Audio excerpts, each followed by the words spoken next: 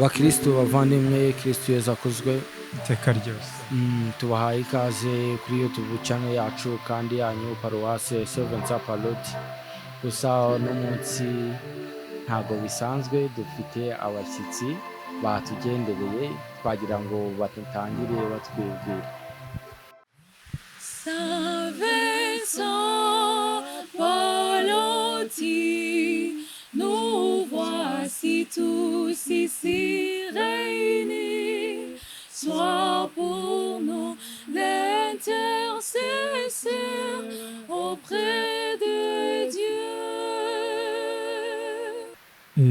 Bakristo bavandimwe ba Paruwasi ya Gikondo ndetse no mu gihugu hose,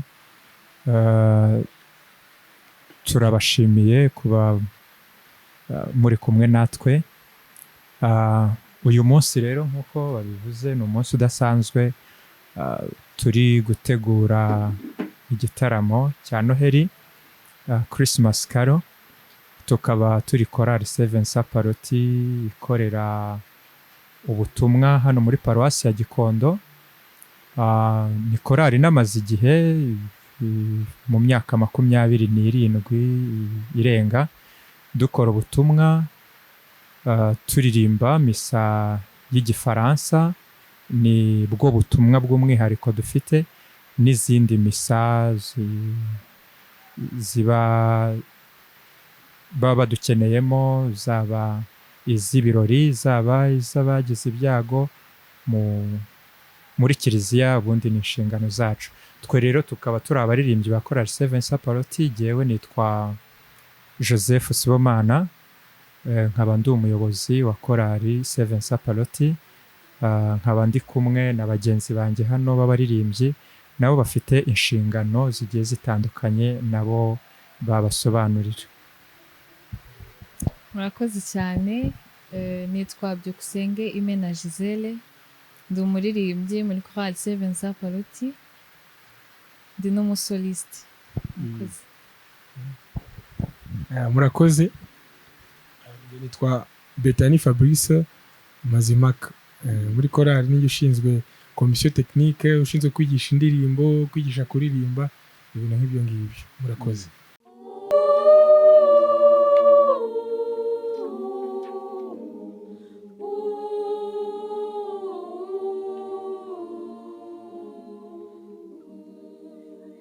Dukomeza n'ikiganiro, najya mbaze perezida wa korali. Perezida, ese mubona ubutumwa mufite muri Paruwasi ya Gikondo bugenda gute muri rusange? Ubutumwa dufite nk'abaririmbyi ni ubutumwa butoroshye. Ni ubutumwa butoroshye, ni ukwitanga nko ku giti cyacu. Ni passion, ni ibintu dukunda, ni ibintu biturimo, malgré ingorane n'imbogamizi duhuriramo, ariko twebwe nk'abaririmbyi ni ikintu byahindutse nk'ubuzima tudashobora kubaho tudakora. Uravuga cyane kubera n'imvura iri kugwa. Ni passion, kuririmba ni passion. Ku muririmbyi bwa mbere ni ikintu yumva agomba gukora umunsi ku munsi. Nkanjye numva ku bwanjye nta kintu kindutira kuba muri korali. Ku ruhande rw'abakristu, tumaranye imyaka irenga 25, kuko korali yacu yashinzwe mu 1997, yashinzwe n'umupadiri n'ubundi wa Paruwasi ya Gikondo witwa Padiri Gasore Janvier.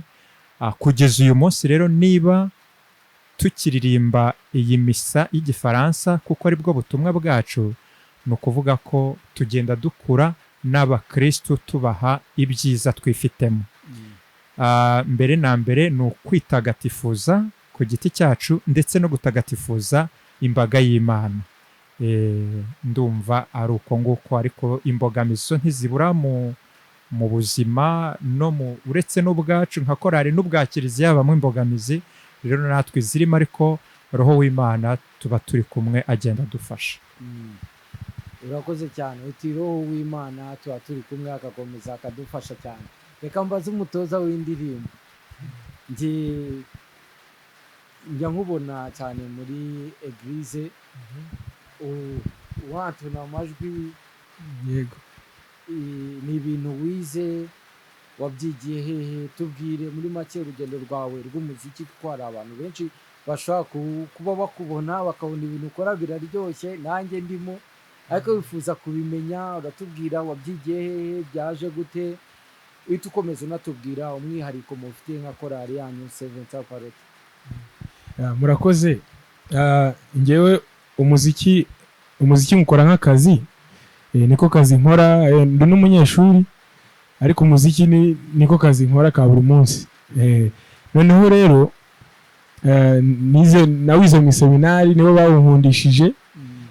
Noneho ndangije mu seminari kubera iyo nyota yo kuwukunda no gushaka kuwukomeza, mfata amasomo ya universite yitwa Berkeley yo muri Amerika. Nize online kuri bourse ya leta, niga amasomo ya muzika. Byari bigoye, nabonaga bingoye, ariko narawize, ndawusoza amasomo y'igihe gitoya. Imana yanjye nyikomereza muri korali. Nta n'ibyishimo biruta ibyo ngibyo kuba ndimo ndakora ibintu nkunda kandi ndi kubikorera Imana muri korali. Murakoze. Wakomeza utubwira umwihariko mufite nka korali yanyu mu bijyanye n'imiririmbire? Murakoze. Korali yacu bakunze kwita korali y'igifaransa.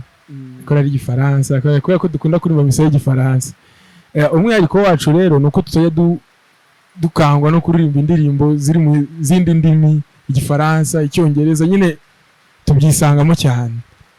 Ni nayo mpamvu rero n'undi mwihariko wacu, kubera kumenyera kuririmba izo ndirimbo zo hanze z'abahimbyi b'ahandi, byaduhaye kujya ku rundi rwego. Korali yacu nyine kubera kumenyera kuririmba izo ndirimbo zikomeye, aho tuhagararamo neza, tuziririmba neza, kandi n'iz'ikinyarwanda ntabwo tubura kuzirimba neza. Kwako kantu k'indirimbo z'ikinyarwanda ungereye ahantu, ariko mbere yuko tuhajya reka mbanze nsuhuze bamwe mu badukurikiye kuri YouTube channel ya Paruwase. Nsuhuze abakristu b'Umurambi, nsuhuze n'impuzamiryango remezo zose, ndetse n'imiryango ya Edition Katolika ikorera muri Paruwase ya Gikondo, harimo abasaveri, abakarisomatike ndetse n'abandi. Igipimo cy'urukundo rwiza buryo kiraruhije, dore data yampaye inka tumwuzurura impundu, bitantekereza uwo nkunda.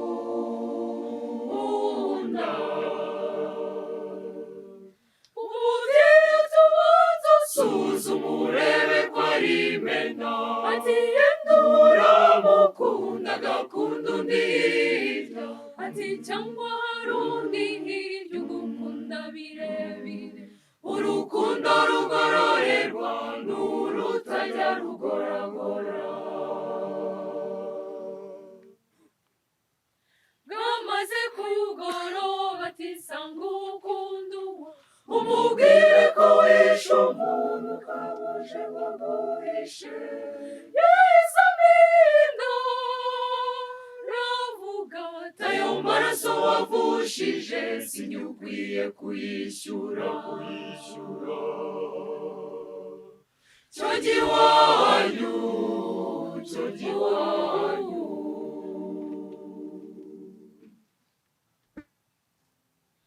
Harundi wankundaga ariko njye simwiteho, namusanze iryo joro ryose imvura inyagira. Nigisha umuntu cyomisha, fata intwaro mazaminda, ati ducike tujye kure. Ati humura,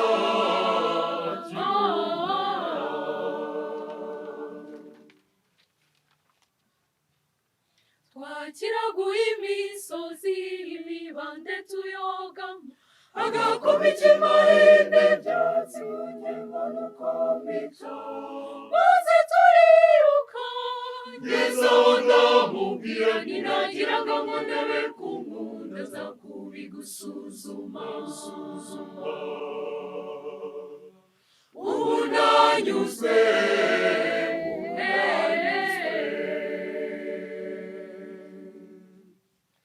igipimo cy'urukundo rwiza buryo kirarurije dore data yampaye inka tumwuzurura impu mpita ntekereza uwo nkunda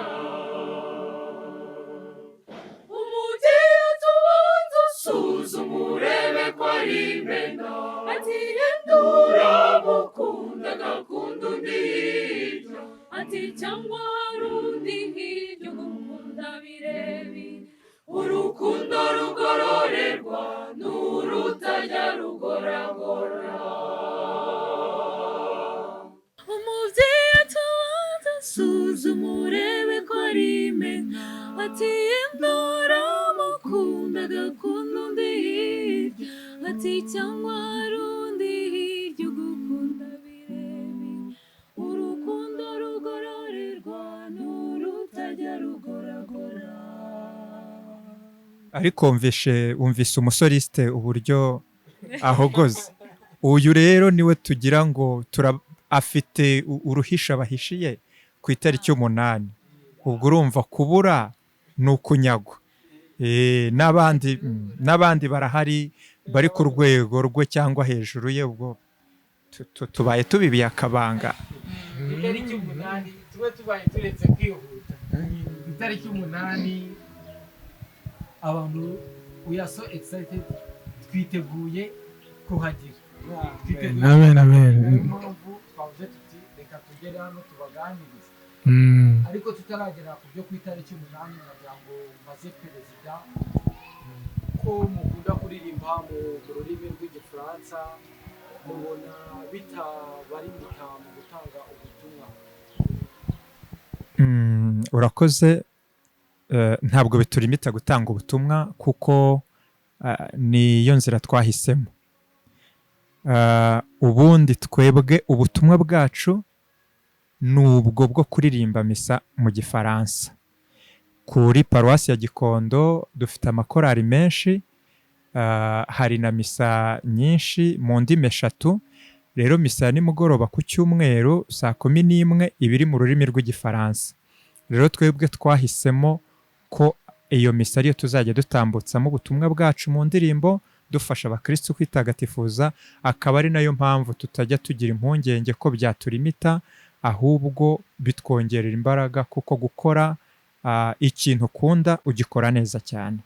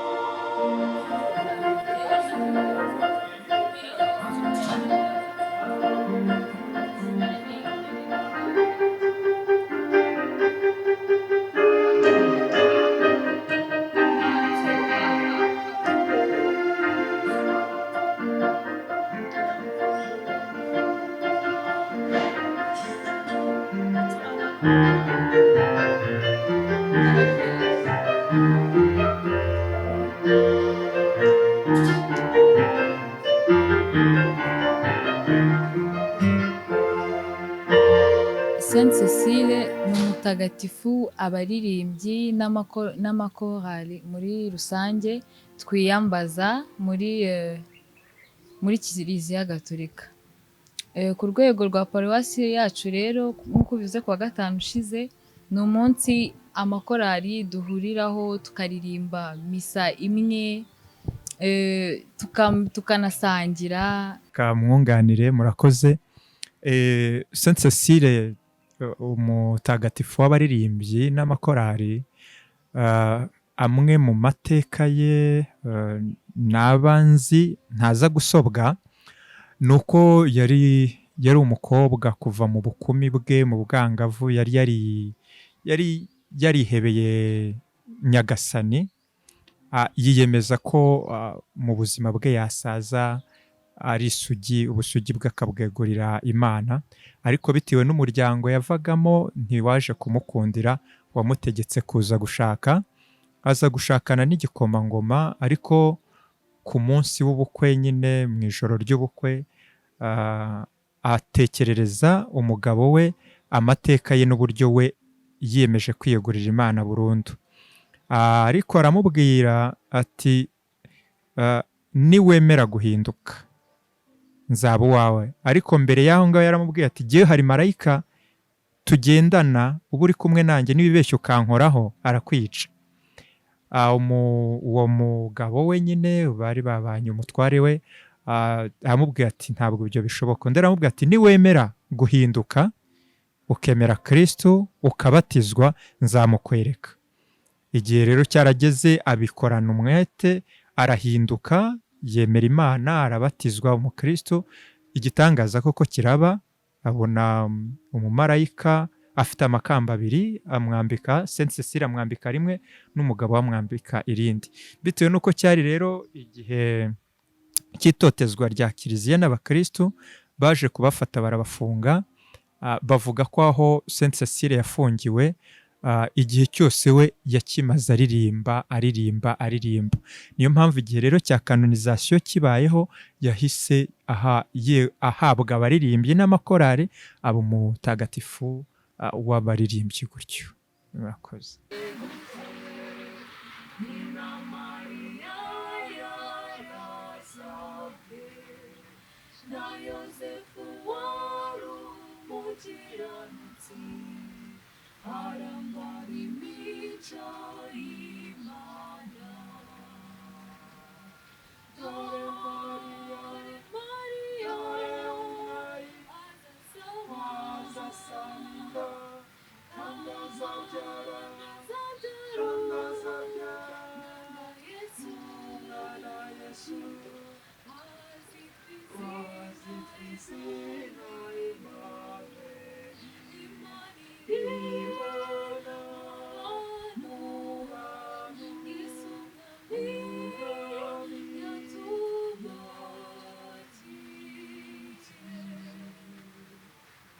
Wow.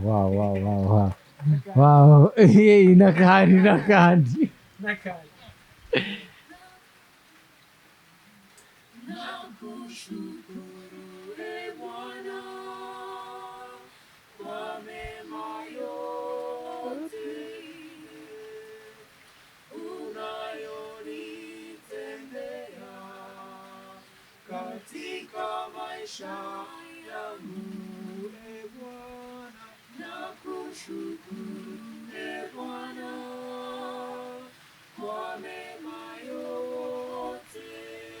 Ndumva biryoshye cyane, nagira ngo mutubwire cyabagenzaga muduhereze ubutumwa bwabagenzaga hano kuri YouTube channel ya Paruwase Seven Saparoti Gikondo. Murakoze cyane. Icyatugenzaga duhereye kuri izo ndirimbo ebyiri ariyo ya Noheli, ni indirimbo y'abavandimwe b'Abadiventiste b'umunsi wa karindwi ya korali Basaruzi. Ivuga neza amateka y'ivuka rya Yezu, tuzizihiza ejo bundi kuri Noheli.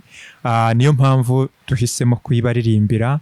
Nabo tubatumira ntabwo ari ugutumira abakristo ba Kiliziya Gatolika gusa, n'abandi bose bakunda umuziki w'amajwi anoze, ayunguruye, aryoshye, nabo turabatumira. Nako ka kabiri k'igiswahili tubashyiriyemo ni ukugira ngo nk'uko twababwiye dufite ubushobozi bwo kuririmba mu ndimi zose, nta limite dufite, n'ubwo ubutumwa ari mu Gifaransa ariko n'igiswahili tukiririmbamo dushimira Imana. Ubutumwa rero nyamukuru dufite ni ubwo gutumira abantu bose kuzaza muri konsere ya Chorale Seven Saparoti. Nyine ni igitaramo gitegura umunsi mukuru wa Noheli.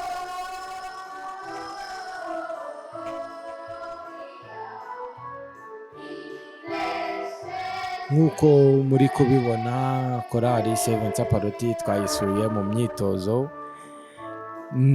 bari kutubwira yuko badufitiye igitaramo ejo bundi ku itariki 8 z'ukwa 12 twitegura Noheli. Ni igitaramo cyo kuturarika kuri Noheli.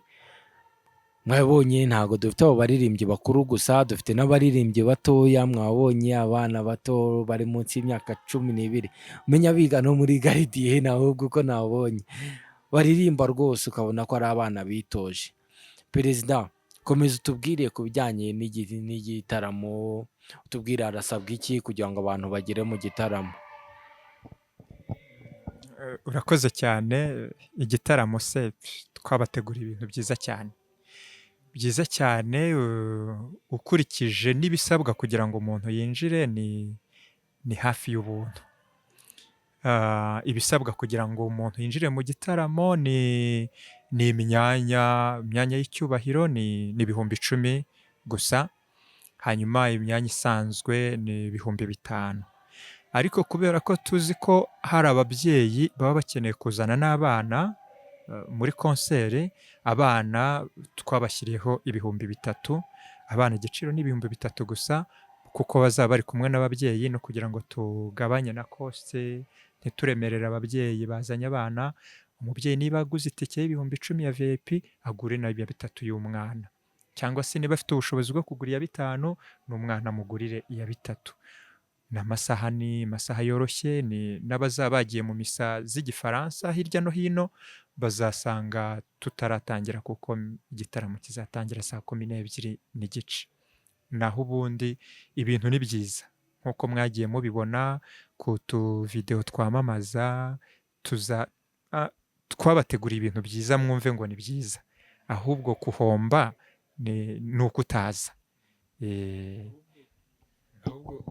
N'abafite inkweto zo kubyina ntibazazibagirwe, ntibazazana utuntu tudukamambiri. Dukeneye inkweto zo kubyina, izo ngizo zitazabacikiraho, kuko tubashiye byinshi. Mutubwiye ko hazaba harimo indirimbo, imbyino kandi zigiye zitandukanye, Igifaransa, Ikinyarwanda, Icyongereza, indimi zose zizaba zihari. Apati y'ibyo ngibyo harimo n'izisi. Numvishe muririmba n'izisi, izo twita izisi. Numvishemo ka Champions League, buriya n'akimana cyangwa n'akisa ka Champions League.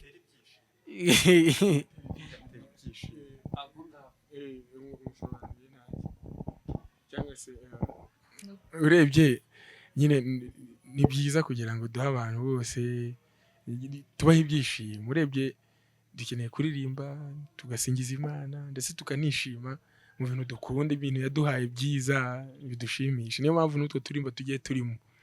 Rero rwose tubahishiye byinshi. Mwatubwiye igitaramo ariko ntago mwatubwiye venue.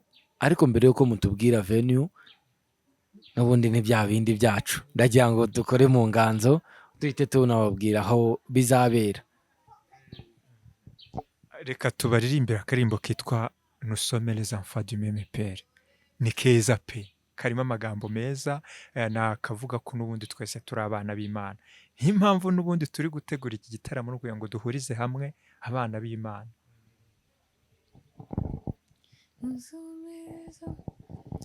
Nous sommes les enfants du même Père. Rien ne peut nous séparer de celui qui nous unit. Et pour l'éternité de notre terre, Dieu nous donne à Jésus-Christ son amour à l'infini. Ubwo se hari icyo tudakoze? Tubahishiye byinshi ni ukuri. Venue rero nk'uko wari ubivuze ni hano i Gikondo kuri paruwase. Concert izabera muri salle ya paruwase ya Gikondo, neza neza ni ku kiliziya cy'Igikondo. Muzaze rwose ntacyo mwishisha.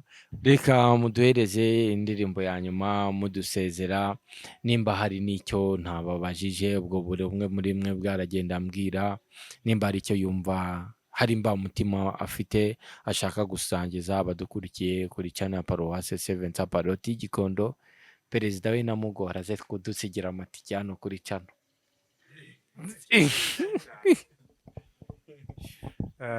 Amatike arahari, amatike turayafite, turayabasigira kuri channel. Ni ukwishyura kuri nimero ziri ku tuntu twamamaza, nazo se nzivuge. Yego, 0783 54 6 8 2. Ibaruye ku mazina yanjye ya Joseph Sibomana. Yego, andi matike ari mu bukarani bwa paruwase, wabayikeneye niho yayisanga. No kuri ibi byapa byamamaza no ku tuvideo twamamaza nk'uko muza kutubona n'ubundi biriho, biroroshye. Uje no mu gitaramo, ikibazo nuko ushobora kuza ugasanga zashize, byatubabaza. Buriya nitwe byababaza cyane, ariko muzigure hakiri kare, biroroshye cyane. Hari icyo wakongeraho? Murakoze cyane. Nk'uko bahoze babivuga, iki gitaramo kizaba ari igitaramo cyiza cyane, cyiza cyane. Bakristu rero b'Igikondo na Murambi, nimuzabure, bizaba ari ibintu byiza cyane. Ntihazagire ubura ikibazo cy'amatike. Uwambona mu nzira no mu isoko yahita ambaza ati amatike direct. Donc ntihazagire ubura. Yego, murakoze. Nanjye nk'umuyobozi ushinzwe ibijyanye n'imiririmbire, ndabatumira mu gitaramo kuko tumaze igihe kinini tubitegura. N'ubu iki kintu tumaze igihe kinini dutegura ntabwo byoroshye. Kwa kundi ubona umubyeyi wawe arimo aratunganya ibintu mu gikoni, ukabona amazemo amasaha ngaho ati shabira ibintu biraza kuba bimeze nabi, biraza kuba bimeze neza, nakubwo nayo mvuze mu mvugo z'ubu ngubu. Okay, so ariko twebwe tumaze igihe kinini tubitegura kandi twizere ko abantu bazabishima cyane. Rero karibu rwose. Wenda hari uwakwibaza ngo ese kubera iki ngo bishyuje n'iki akeza karigura. Buriya tumaze, iyi ni konseri ya 4 tugiye gukora, 3 zose twarabasogongeza tubasogongeza. Noneho namwe reka turebe ko nibura mwakunze ibyo twabateguriye. Kandi n'ubundi iyi ni ya korali n'umwaka ushize yatanze ibyishimo kuri paruwase igihe habaga amarushanwa, igikombe tubasha kucyegukana. Nukuvuga ko kuririmba neza ntabwo ari ibyo dutira, ahubwo ni ibiturimo. Ndumva oya no kubuka soresha nabyo no kubibutsa abo turi bo, ntibagire ngo tuzi ko mudukunda cyane, nubwo mutadukunda bigeze ku rwego twe tubakunda, twe turarenze, twe turabakunda cyane, niyo mpamvu tugira ngo tuzasangire ibyishimo bya Noheli. bakristo bavandimwe mwari mudukurikiye kuri YouTube channel Seven Saparoti Gikondo, akaryoshye ntago kaguma mu itama, yo modoka se kandi akaryoshye ntago gahera mu itama.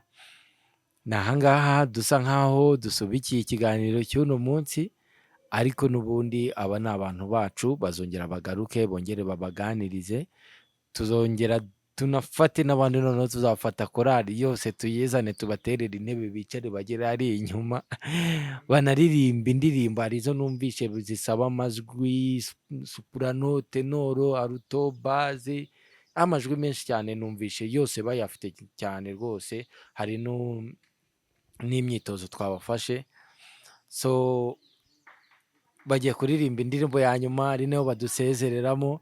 Nimubona birangiye ntimugire ngo twagiye tutabasezeye, uko niko dusezera. Akaririmbo twasorezaho ni akaririmbo k'umuririmbyi wacu wo muri korali.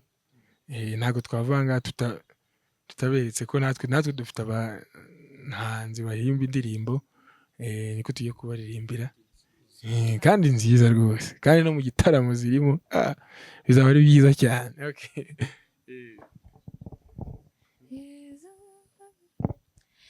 Yezu ndagukunda, Yezu ndakwizera, ni wowe buhungiro bwanjye, Yezu ndagukunda, Yezu ndakwizera,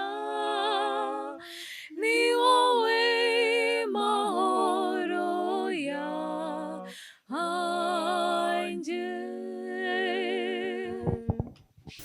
Nimumfashe dushimire aba bavandimwe bemeye kuduha umwanya wabo kugira ngo batuganirize, kandi mwabyumvishe ubutumwa bari batuzaniye ni ukudutumira ku itariki 8 z'uku kwa 12 2024. Bafite igitaramo kizabera hano muri sale ya Paruwase Gikondo Seven Saparoti.